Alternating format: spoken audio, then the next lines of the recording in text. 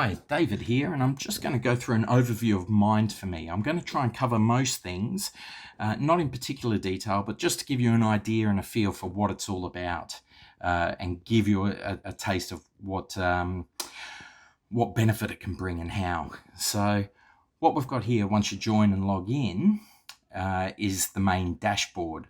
So this is the general public. It's requests that you might have from friends or anyone for help or offers of help. So that's sort of at the core of our purpose, enabling people with their friends, family, neighbours, people you already trust or groups you might be a part of, to engage and really easily ask for or offer help. What we've got here at the bottom left of each container, each help request, you can see what's called care coins. So it's a points type system where you earn and spend them through helping each other. So the first one, they're looking for a guitar tutor, 162 care coins for helping them with that. Child minding, an hour of child minding, 60 care coins. Another child minding down here, 60 care coins. One thing you'll notice, and I'm going to base this all on default settings because you do have, we try to give people whatever control and flexibility they might like. What you've got here is when someone is connected as a friend and both parties have requested or accepted that friendship, then you see the names and the photos clearly. If not, then you see like the P family up here on the top right. We can get an indication of them. We can even go into their profile, but it's all hidden. We can communicate, we can request friends. We can just find out a little bit about them for engaging with them. And that's about really it. It's just about allowing people complete control over who they are. So you don't have to ask people publicly. You can ask just your friends. You can ask friends of friends because people that you trust, if there's people that they trust, it just opens the door to building a greater support network. And depending on the type of help, that might be adequate for you. So, and of course, I'll show you here. When you are connected as friends, you can see at the top it says friend and you can unfriend. It's got a little bit more detail, just names and photos, things that you would generally already know when you are friends. We don't give out home addresses. The most we see show is what you see there is suburb. We don't give out emails. We don't give out phone numbers. Everything can pretty much be done in the platform for communicating. Even on the help requests, certain ones with the addresses, when there's carpooling, we don't give out home addresses and specifics like that either. Okay, so that's the dashboard. In it, with your family, what we do have is up here. Let's see. When you join, do set up your profile. Because we keep all that privacy, we want to make it as comfortable and easy as possible to set up how your family structure looks. You've got the family admin or parents, whatever way you want to look at it. At the top, you've got children, certainly pets, and even pets will blur and hide names and photos. The full address is displayed there. Of course, that just allows us to get more accurate notifications with distance and carpooling and different things like that. So it is better to put your address, but at very least, I'd recommend street or suburb. And feel free to say a little bit about yourself if you like, but you don't have to. One thing that we've also got in here is supported family. So you can add in here people like parents or children, people that don't live with you, but you've got a form of responsibility or care for them. And by putting in a different address, we can arrange request help or people to check in on them and things like that. So make sure you get your profile set up and then you can search for friends. So here, as you see, the Sri family is a friend, and that's why on the dashboard we saw their details. Can search for friends in here, can type in, let me look up myself. When you see, when you're searching, this is about the only area, or this is pretty much the only area that you'll show a name or anything once you start typing in the names. But once we choose the person and view, we still don't see any of their details. I haven't put my family into this demonstration site as yet. But then, we can certainly send them messages and what have you, and ask who people are, or if you wanted to connect, you could ask them to ensure they verify their identification. So requesting help, let's jump straight over to requesting help. Here we've got on the side our care coins in our wallet. Right, you can't buy or sell them. It's purely a way to break down the barriers in asking and exchanging help within the community. We've got messages, notifications, but the simple one, if we want help, we can request help. We can put children, whether it's child mining or a play date. Play dates don't need care coins.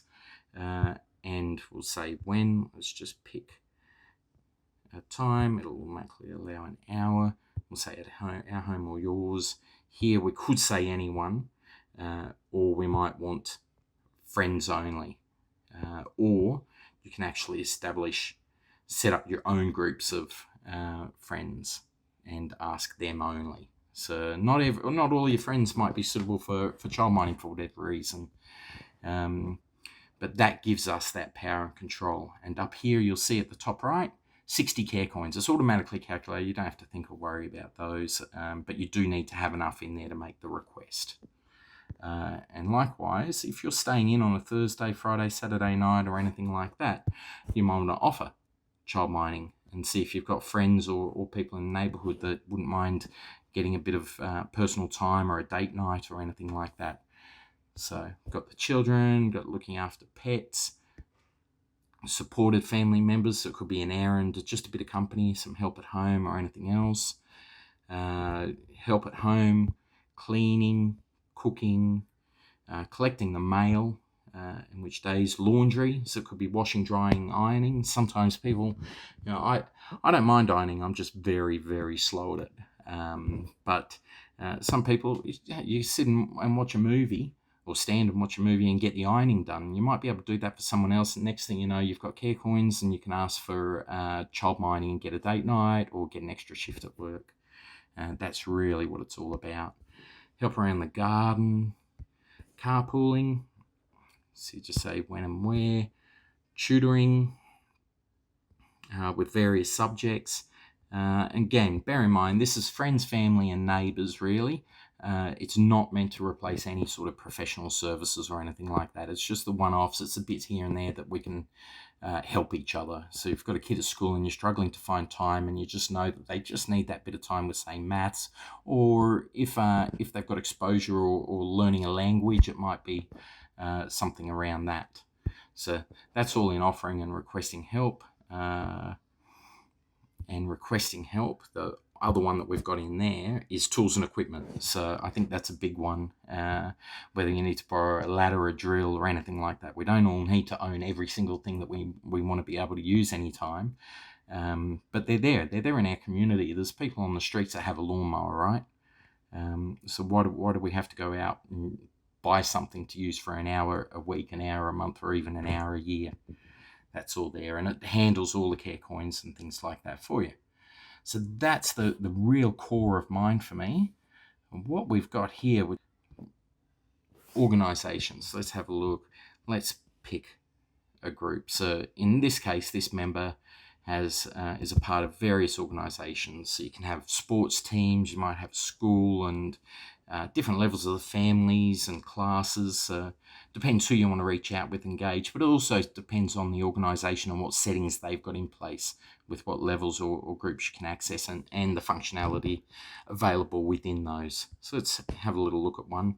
In here, like before, it's not the general community public dashboard. This is specifically people within the group. So in this case, it's the Blossom Valley Community Centre's volunteers group, just a demonstration we've got.